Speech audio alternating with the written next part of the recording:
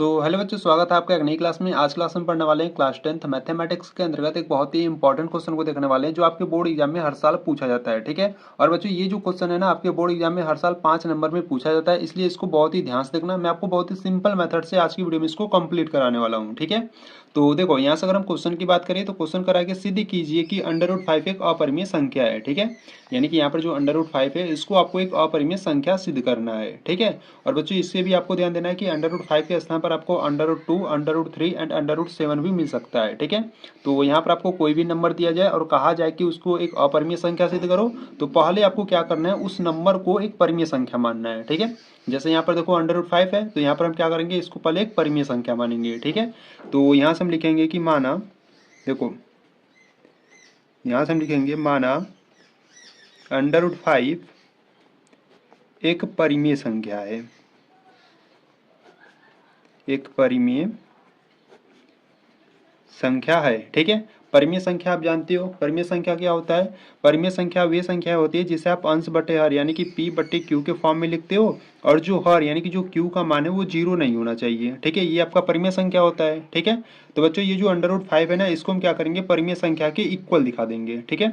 यानी कि यहाँ से आपका हो जाएगा √5 इज इक्वल टू, परिमेय संख्या क्या होता है, p/q। तो इसको हम p/q यानी कि परिमेय संख्या के इक्वल दिखा देंगे, और यहाँ से जो q का मान होता है वो 0 नहीं होना चाहिए। ठीक है। अगर q का मान 0 हो जाएगा, जैसे देखो p बटे q का मान अगर 0 हो जाएगा तो ये आपका एक इन्फिनाइट हो जाएगा। ठीक है। यानी कि अपरिभाषित हो जाएगा, इसीलिए जहाँ q का मान 0 नहीं होना चाहिए। ठीक है। यहाँ पर आपको बता देना है कि जहाँ q does not is equal to 0। ठीक है। और बच्चों p और q की बात करें तो p और q आपके सहभाज्य संख्या है। ठीक है। तो यहाँ से आपको लिख देना है, जहाँ p व q, जहाँ p व q सहअभाज्य संख्या है, सहअभाज्य संख्या है। ठीक है। सहअभाज्य संख्या की बात करें तो सहअभाज्य संख्या आपकी वे संख्या होती है जिनका एक के अतिरिक्त कोई भी उभयनिष्ठ गुणनफल नहीं होता है। ठीक है। यानी कि आप कह सकते हो कि जिसका HCF, ठीक है, जिसका HCF यानी कि जिसका मसा एक हो, वो आपके क्या होता है, सहअभाज्य संख्या होता है। ठीक है। तो यहाँ से p और q आपके क्या है, सहअभाज्य संख्याएं हैं। ठीक है। तो देखो बच्चों यहाँ से अगर हम बात करें तो यहाँ पे देखो √5 इज इक्वल टू p/q है। ठीक है। अगर इसको थोड़ा सा सॉल्व करें, देखो यहाँ पर अगर हम बात करें q आपका क्या है, बट्टे में है, जब इधर भेजोगे तो गुणा में हो जाएगा। ठीक है। यानी कि जब इसको हम सॉल्व करेंगे तो यहाँ पे देखो √5 q यहाँ पर भाग में, इधर भेजोगे तो गुणा में हो जाएगा, और बराबर में आपका p बचेगा। ठीक है। यहाँ पर आपको क्या मिलेगा, √5 into q is equal to p। ठीक है। अब देखो बच्चों इसके आगे आप सॉल्व नहीं कर पाओगे। ठीक है। आगे सॉल्व करने के लिए आपको क्या करना होगा, दोनों पक्षों का वर्ग करना होगा, क्योंकि यहाँ पर √5 है। ठीक है। तो यहाँ से क्या करते हैं ना, दोनों पक्षों का वर्ग कर देते हैं। ठीक है। तो यहाँ से आपको नीचे लिखना है, दोनों पक्षों का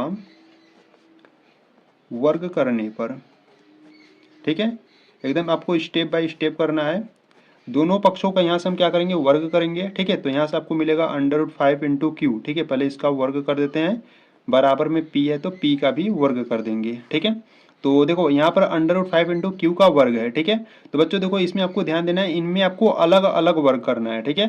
पहले क्या करेंगे, √5 का वर्ग करेंगे। जब √5 का जब वर्ग करोगे, देखो √5 का जब आप वर्ग करते हो ना, तो ये स्क्वायर और ये रूट यानी कि जो करड़ी है ना, ये आपस में कैंसिल आउट हो जाएगा, और यहाँ पे जो संख्या रहेगा वो बचेगा। ठीक है।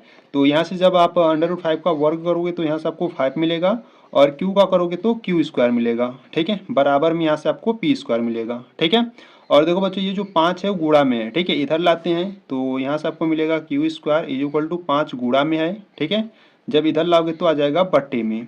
ठीक है। यानी कि q square is equal to p square by 5 आपको मिलेगा। ठीक है। अब देखो इसको आपको समीकरण नंबर फर्स्ट बना लेना है। ठीक है। अब देखो यहाँ से अगर हम बात करें, ये जो 5 है वो पी स्क्वायर को विभाजित कर रहा है। ठीक है। अगर 5 पी स्क्वायर को विभाजित कर रहा है तो जो 5 वो पी को भी विभाजित करेगा। ठीक है। जैसे मान लो हम पी के स्थान पर कोई नंबर ले लेते हैं। ठीक है। जैसे मान लेते हैं कि पी के स्थान पर हम नंबर कोई 5 ले लेते हैं। ठीक है। यहाँ पर पी स्क्वायर है तो यहाँ पर इसका भी स्क्वायर कर देते हैं, और बट्टे में 5 है तो 5 हो गया। ठीक है। तो यहाँ से अगर हम बात करें, देखो जो 5 है अगर वो 5 स्क्वायर को विभाजित करेगा तो जो 5 है वो 5 को भी करेगा। ठीक है। जैसे देखो यहाँ पर जो 5 है इसका जब स्क्वायर करोगे तो आपको 25 यानी कि 25 मिलेगा, और बट्टे में 5 है। ठीक है। देखो कट रहा है तो काटो, देखो 5 एक कम 5, 5 पच्चे 25 यानी कि 5 बार में विभाजित कर रहा है। ठीक है।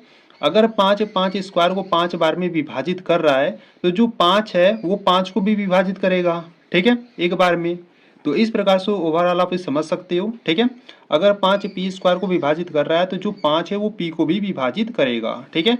तो सेम आपको यहाँ पर आपको लिख देना है। क्या लिखोगे यहाँ से आपको लिखना है जो 5 है वो पी स्क्वायर को विभाजित करता है, ठीक है। जो 5 है वो पी स्क्वायर को विभाजित करता है, तो इसीलिए जो 5 है वो पी को भी विभाजित करेगा, ठीक है। तो यहाँ पर आपको लिख देना है इसीलिए जो 5 है वो पी को भी विभाजित करेगा, पी को भी विभाजित करेगा, ठीक है। इसको आपको समीकरण नंबर 2 बना लेना है, ठीक है। इतना करने के बाद देखो बच्चों यहाँ इतना करने के बाद ये जो आप इतना करें ना, ये आपका फर्स्ट स्टेप है, ठीक है, यानी कि प्रथम चरण में हुआ है, ठीक है। अब इसके बाद आपको सेकेंड स्टेप में आपको पुनः मानना होता है, ठीक है। यानी कि यहाँ से हम क्या करेंगे, फिर से मानेंगे, यानी कि पुनः मानेंगे, ठीक है। तो यहाँ से आप लिखोगे पुनः माना।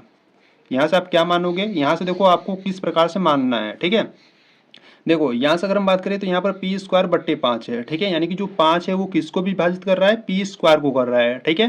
तो जिसको विभाजित करेगा उसके इक्वल मानना है। देखो जैसे जो 5 है वो पी को विभाजित कर रहा है, ठीक है। तो पी के इक्वल मानेंगे और जो नंबर विभाजित करेगा उसी को मानेंगे, ठीक है। 5 विभाजित कर रहा है तो पी इक्वल टू यहाँ से हम 5 मान लेंगे, ठीक है। और इनटू में हम के मान लेते हैं, ठीक है। के स्थान पर आप कुछ भी मान सकते हो, जैसे एक्स वाई जेड, ठीक है, वो आपके ऊपर डिपेंड करेगा, ठीक है। तो के हम यहाँ पर माने तो यहाँ से हम बता देंगे कि जहाँ आपका के क्या है, के आपका कोई पूर्णांक है, ठीक है। तो यहाँ से हम लिख देंगे जहाँ के कोई पूर्णांक है, ठीक है, जहाँ के कोई पूर्णांक है, ठीक है। तो देखो बच्चों ये जो p इक्वल टू 5 के माने ना, इसको क्या करेंगे, समीकरण नंबर 1 में रखेंगे, ठीक है। जब p इक्वल टू 5 के जो है, जब इसको आप समीकरण नंबर 1 में रखोगे तो वो भी क्या होगा, 5 से डिविजिबल होगा, यानी कि 5 से विभाजित होगा, ठीक है। तो इसीलिए p इक्वल टू जो 5 के है ना, इसलिए इसको हम पुनः मानते हैं, ठीक है। तो यहाँ से क्या करेंगे, ये जो p का मान है इसको हम समीकरण नंबर 1 में रखेंगे, ठीक है। तो यहाँ से आप लिखोगे p का मान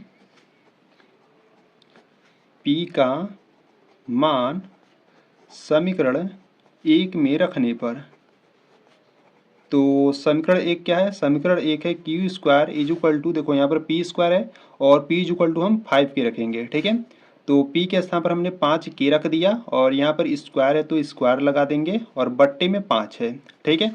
अब इसको ओपन करते हैं तो देखो यहाँ से देखो 5 के का स्क्वायर है, ठीक है। तो इसको अलग अलग ओपन करना, यानी कि 5 का पहले स्क्वायर करोगे तो आपको 25 यानी 25 मिलेगा और के का करोगे तो के स्क्वायर मिलेगा, बट्टे में क्या है 5 है, ठीक है। तो देखो यहाँ पे संख्याएं कट रही है, देखो यहाँ से 5 एक कम 5, 5 पचे 25, ठीक है। यानी कि यहाँ से आपको क्या मिला, 5 के स्क्वायर मिला, ठीक है। यानी कि यहाँ से अगर हम टोटल की बात करें तो q square is equal to 5 के स्क्वायर मिला, ठीक है। और बच्चों ये देखो जो 5 है वो क्या है, गुणा में है, ठीक है।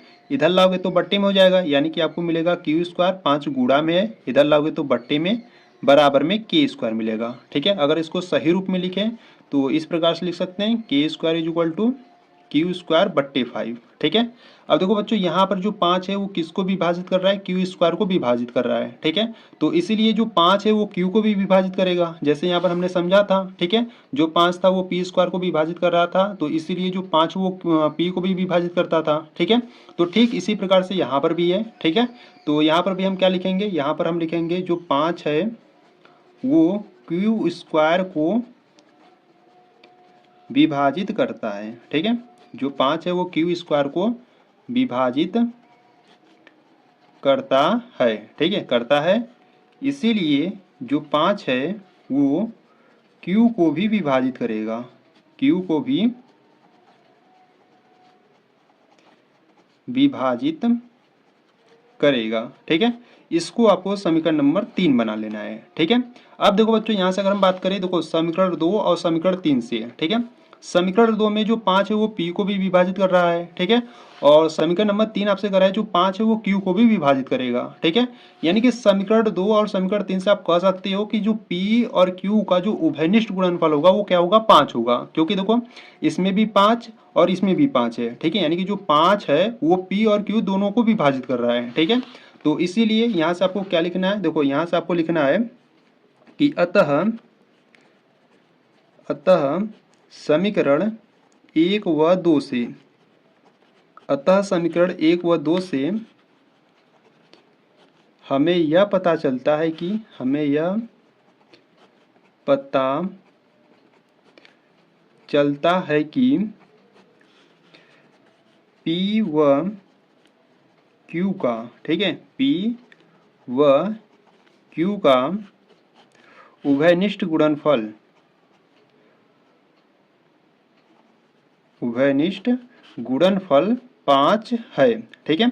यानी कि P और Q को कौन विभाजित कर रहा है, 5 विभाजित कर रहा है, इसीलिए जो P और Q का जो उभयनिष्ठ गुणनफल होगा वो 5 होगा, ठीक है, जो हमारी कल्पना के विपरीत है, ठीक है, जो हमारी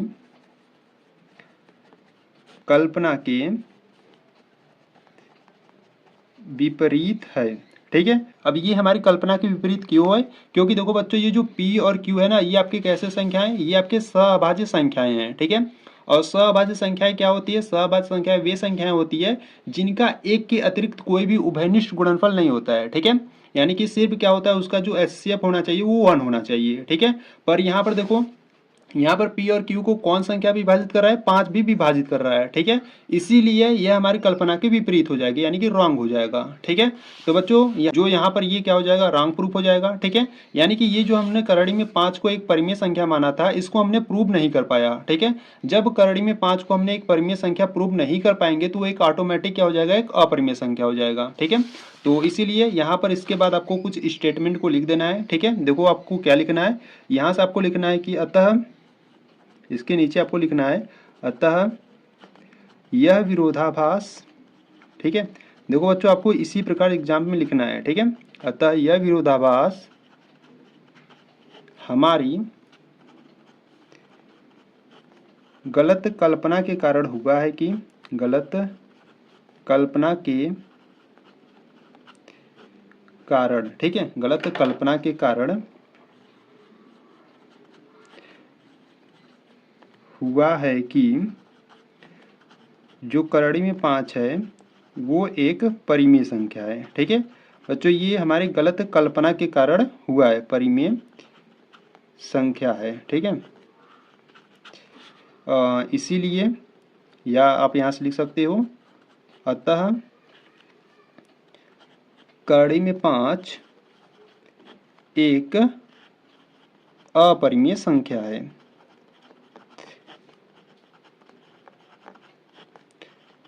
ठीक है।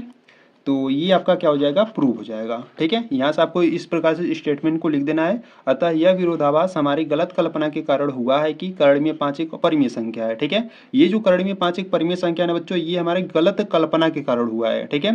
तो नीचे आपको लिख देना है कि अतः करड़ी में 5 एक अपरिमेय संख्या है, ठीक है। तो इस प्रकार से आपको प्रूव करना है, ठीक है। अगर बच्चों इसमें आपको कुछ भी दिक्कत, कुछ भी परेशानी हो रही तो आपको क्या करना है, वीडियो को एक बार फिर से देखना है, ठीक है, अच्छे तरीके से देख लेना, क्योंकि ये आपके बोर्ड एग्जाम में 5 नंबर में पूछा जाता है, ठीक है। और इससे पहले मैं आपको करड़ी में 2, करड़ी में 3 और जो करड़ी में 7 है ना, उन सभी को भी करा रखा हूँ, ठीक है। आपको लिंक्स मिल जाएगी डिस्क्रिप्शन बॉक्स में, या आप प्लेलिस्ट को चेकआउट कर सकती हो, ठीक है। तो बच्चों अगर आपको ये वीडियो अच्छी लगी तो वीडियो को लाइक कर देना, चैनल पर अभी नए तो चैनल को भी सब्सक्राइब कर सकते हो, ठीक है। तो चलो मिलते हैं नेक्स्ट वीडियो में, तब तक के लिए जय हिंद, जय भारत।